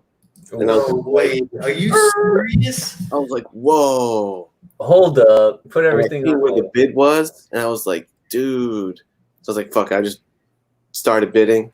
And I'll tell you, man, I got this one. This one ended up at pretty much what Blue Labels were going for on eBay that I was like already pretty close to buying. Wow. So when I could get this one with the SIG at about the same price, I was like, fuck it, I'm just going to buy it. Good for you, bro. Right time, right place, right book. Freaking yeah, I'm happy with it, man. It's a cool book. It's a cool freaking book, and it's not a book a lot of people have. Right. Yeah. And it's super nice in the collection, dude. Yeah, I like that when you can have a little, unique. Kind of like when I decide to get commission done, I also want to be very unique, brother. You want to do it now? Oh yeah, fuck it. I'm gonna go with the flow guy, dude. We don't need the big trumpets. I'm ready to show this on Hialeah Comic Bros channel. Guys, I've been waiting to see this, man. He showed it before we went live. I've been waiting for him to get it. All right, man, go for it. It's your show. All right, yo. This is how we're gonna end with a bang here. Banger. Yeah. So I got a commission done. I commissioned this artist from Canada, and it's the same guy that, if you recall, D-Runk, I got inspiration from. It was NYC first got like Amazing Fantasy 15 homage of like Absolute Carnage swinging in the AF-15 thing.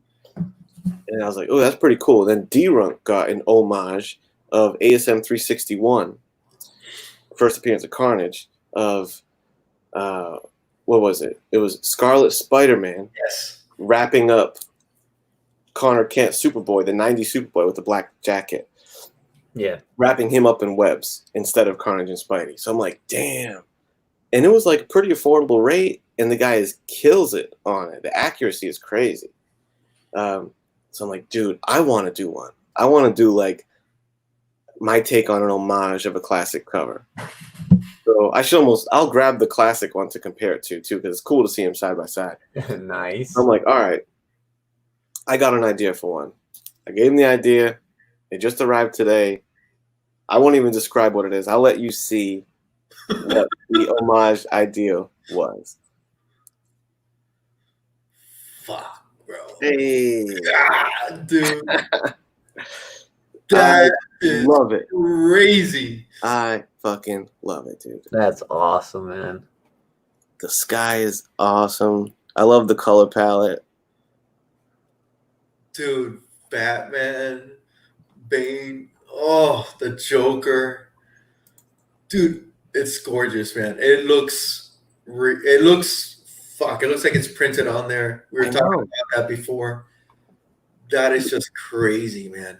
And it's amazing. He was like, he really consulted me like along the way. Like he wanted to make sure that I was happy with it and it was exactly what I wanted. Like my first thing to him was, hey, I want Hulk 181 homage with Batman and Bane. That was the original concept. Yeah. And then I said I want Bane to be Nightfall era and pretty much Batman to be Nightfall era too. Bluish cowl with the gray suit. I'm like, that's the era, you know? And then, yeah, he does it in pencil, and then he sends me pencil. And he asked me if I want to make revisions. And his Joker was a little, I hated to do it, but I had to keep it real. Like, I wanted the Joker to be in the same position as Wendigo with his arm. Yeah, of course. He drew him doing some other shit, like both hands down and da-da-da. And I was like, bro, I really would like to see Joker just in the same pose as Wendigo. Yeah, for sure. And he tweaked it, you know. And he did it. He killed it. He put the cane on him and everything. Yeah, it's actually a crowbar. A crowbar. Oh, that's the one that he killed Jason Todd with, you know. Dude, that's amazing. Dude, I even like the terrain that he put on the road, where Bane's standing, the grass. Dude, it's just beautiful. The shadow work on that is great too. Yeah. Should I get the original? Let me get the original. Let's go get the original. Okay. Put this down real quick. Wow. Guys, great commission work. Yeah. Crazy commission. It looks professional. God, wow. Batman, Joker, and Bane. Dude, Bane is the freaking Hulk. It's perfect. Perfect. Yeah, dude, unreal. That is sick. Hell yeah.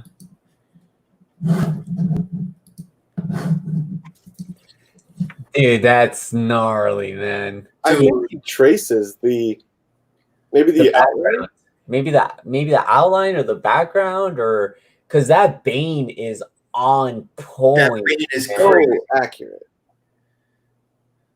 Yeah, like everything is so accurate, and I would respect him for that. That's a good idea, like to get it really accurate, and then fill in, render it with the. Dude, that's nuts. Yeah. That's a DGC right there. I think so. Yeah. That's a DGC all day. Yeah, man. It was cool. He consulted me on the colors. He was like, what do you want me to do for the sky? And I kind of like chimed in on the color of the sky. He's like, you want me to do it red? Do you want me to do daytime, nighttime? And I was like, I said, go with nighttime colors. And he said, I said nighttime colors and put a moon is what my part. And then that's what he did. Dude, that guy probably didn't want to send that back to you, bro. It was funny. He said the same thing that everyone said when I showed him or told him was, oh, I can't believe I never thought of that. That's the first thing he said. Well, dude, you sent me a pic, and that's the same thing I Instagrammed you right back. I bet you this, and you told me that. That's exactly what he said. It's true, man. Why didn't I think of that? It's a cool concept. Yeah, I'm very happy with it, man. I got to put it in the Mylar and stuff still. It should go into DGC. You're probably right. Yeah. Yeah. So boom, that just came today, hot off the press, man. Congrats, man. Sure, man. Dude, I want to end this, but I got one more question. Okay. Like you were talking about your piano, right? Yeah. You got Mount Fiji, right? Fiji behind you. Yeah. Is there a significance to that? No, my walls are painted blue, and I wanted to find something that was blue to match it. That's perfect because I love that yeah. image. Yeah, I did too. I love that image, man. Yeah. I always loved how you use your piano, not like your like piano area-esque to like put up the comics. I always loved that. Yeah, there's not many, but there's a couple videos where I incorporate the piano. Like, oh yeah. There's one where I did, I should post it on my community tab. I'm still proud of this video. There was a video where I played a song Pure Imagination, Willy Wonka, and did a comic haul. So I'm playing the song, and as I'm playing, I'm pulling the comics, and I'm like showing the haul as I'm playing the piano. Dude, I didn't see that one. I'm gonna post it on the community tab and see, because it was an early one. It's like this shit should be on fucking America's Got Talent. Simon Cowell would give me the thumbs up for that shit. So there's that one, and then there's another video where it's just like a straight up. I do a couple piano cover videos. So thing is, I'm pretty rusty, man, and I can't like read music. So I've always just done shit off of memory, you know? Yeah. But why don't we end it on Tinkerland's Libraries? Dude, I was actually watching Willy Wonka on Sunday with my daughter, dude. We put it on for a little while. We were watching. Oh, you did? Yeah, the original one. Oh, I love that movie. Geek Drinks and Comics says when you did the song during the snowstorm, that was sweet. Oh yeah, that's right. That was like Bohemian Rhapsody. That one took me a while to learn, and I played it all off, memory because I can't read shit. I'm glad you saw that one. Hey, hit me up if you want to have some music lessons. We'll go over some sheet music and start off with the basic notes. I think I'm too old for. You're never too old. Never too old. But I think if I'm gonna play, I need to just hunker down. Can you hear this shit? Yeah. Perfect. Yeah. Yeah. I gotta warn you, I don't remember. I'm not gonna be able to dazzle you. But like the beginning of the Willy Wonka thing, for some reason that one sticks with me. It's like.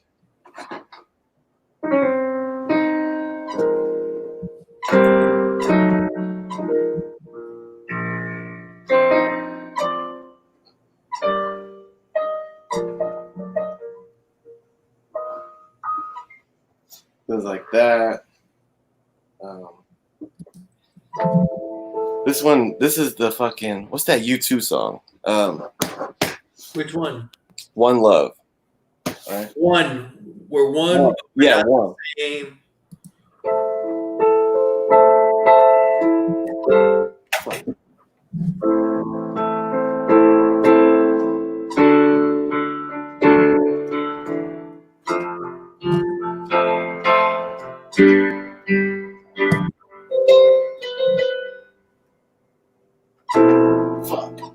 I should not be doing this live on YouTube.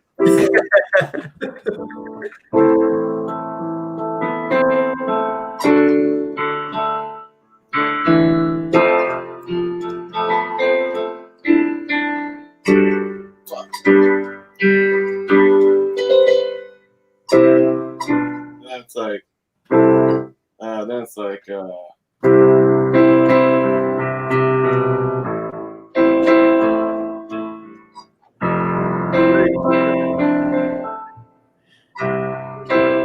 something like that, Yeah. One love. It probably sounds bad. Fiction Comic says I thought it was just a table. Yeah. Hey, they're starting to throw out requests. Yeah, right. Oh, you know what's a good one though? Let me see if I can play it. It's that Eminem song, Superman, Eminem. Okay. Right.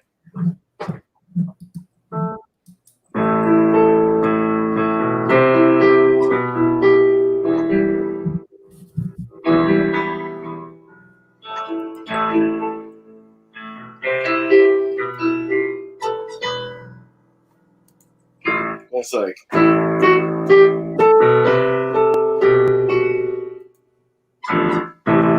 Fuck. Anyway, I can kill it on the Superman Eminem song sometime. Anyway, it's way too. That's like garbage, trash barrel. That's not panty dropper music right there. I was about to ask you, which was the panty dropper song that you would hit him with? That's what I wanted to ask you. Good question. So let's see. There was what was the panty dropper song?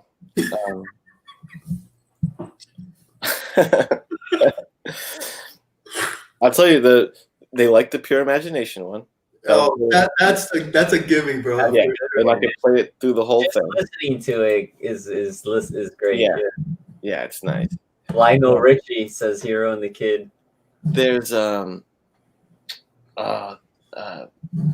which one? There was a Rihanna song. Love the Way You Lie was one that I had really down pat. So I had that Rihanna song down. A John Legend song I had down. Ordinary People, I had that one down pretty good. Yeah. Queen, the Bohemian Rhapsody, when I was in full-fledged on that, dude, that was maybe the most impressive one. Hey, how many songs would it take? Or it was just one and it was good? Yeah, I wouldn't. It's not like that. A large repertoire. You had to do a full concert sometimes. No, it's not like direct. It's more of like you come back, we're hanging out at the house, and then, you build it up. The plan is we're gonna chill and watch a movie, whatever. But before we do, what you want to see? Oh, you have a piano? Yeah, you want to see me? Oh, you have a piano? And it's not instantaneous, but there's a moment when your boy is just killing it that in their mind they know. They're like, okay, it's going down. And then it pays off maybe like 90 minutes later, 2 hours later. Yeah, exactly. It's on. It's yeah. You're laying the footwork. You're laying the footwork. Yeah. That's right. That's awesome. That's right.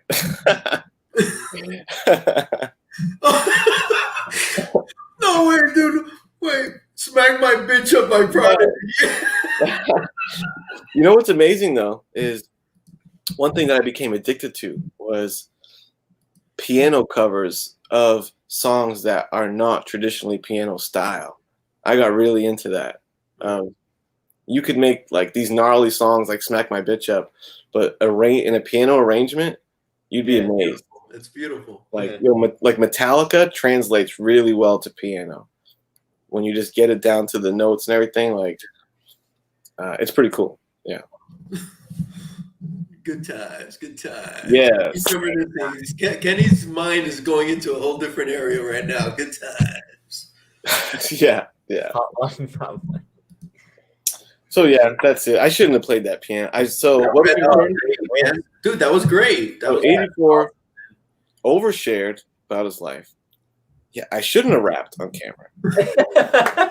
I shouldn't have did that garbage on the piano. Great show. So you know what? I had to bring it. I had to make it live, make it genuine for my brother, Hialeah Comic, bro. Thank you so much. And Javi, man. No reservations. Fuck it. We're going with the flow, man. And I'm glad I did it. Dude, thank you so much, man. You actually designed the thumbnail that I used for this show. Yeah. Thank you so much, man. I appreciate you. Never wanted to change it. Sometimes you figure change it every man. You can. No. That's my thumbnail, dude. I appreciate you. Oh, thanks. And I know you've done a lot of stuff for the people in the community, and dude, your 1,000 was special. I was on the night before, so that was our celebration, and then you had everybody. Yeah. But I was watching, man, and that's cool. You could tell people appreciate everything you do, bro. You're fun to watch. You're entertaining as fucking hell. Yeah, man. You're funny as hell. You crack me up, dude. You crap the shit out of me. But I want to thank you for coming on and opening up, man. And hopefully people enjoyed this video, learned a little bit about you and about just how to handle stuff and life, and it's all good, bro. And I just want to thank the chat, man. You guys have been amazing tonight, and thank you so much. Thank you. Most of them been hanging the whole time, dude. I love that. Appreciate you guys, man. Yeah, dude. They've been fabulous, bro. And we got Perry here, first edition, Man Cave, Metarog, Mark Knapp, Biggie, man, Jeff Schultz. Yeah. My son popped in. Wow. That was awesome, man. Yeah, that was cool.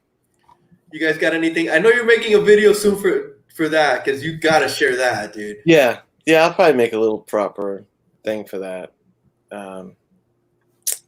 That's it. I'm just gonna wing it. What's today? Wednesday. You always have come out like kind of impromptu stuff coming up on your live channel. So make sure if you guys don't have it, notification bell, ComicHead84 YouTube's channel for sure. Yeah. You just did it was almost like a live stream. I don't know if you had planned it or not, but you went live and you showed off all those art prints. Yeah. Yeah, the cards. Yeah. Oh, the cards. Yeah. I still have more. Rosetta. They look big, right? Because of the way I position the camera, but they're trading card size, you know? Yeah, they're beautiful. I got some more of those. Yeah, man. The only two like shows that I do is the Mega Power Hour Friday night, the cock blocking show that we've now learned tonight. I'm just kidding. Mega Power wouldn't have it any other way, dude. Me and Big Shaq, BIG, Mega Power Hour. It's just a fun hang on Friday night. And Graders Notes, which even though it doesn't always happen, because we're just a sharing group. We decided early on of like, you know what? Let's not just pick, whoever has the most subs or whatever at the time, which I think was Metarog. It still is. It still is, yeah. It still is, yeah. Let's not just pick the biggest channel and do the show there. We're all an equal part of the show. And even though I don't think any other show I know of does that, but we try to spread the love, dude. Whoever's pick it is of the book hosts the episode. So, like this week, it's Mr. Miracle's pick tomorrow night on Mr. Miracle's channel. We're doing League of Extraordinary Gentlemen, Graders Notes. Nice. And then it cycles, between myself. I saw that movie like 3 weeks ago, 2 weeks ago. Oh, really? Yeah. That movie was rough.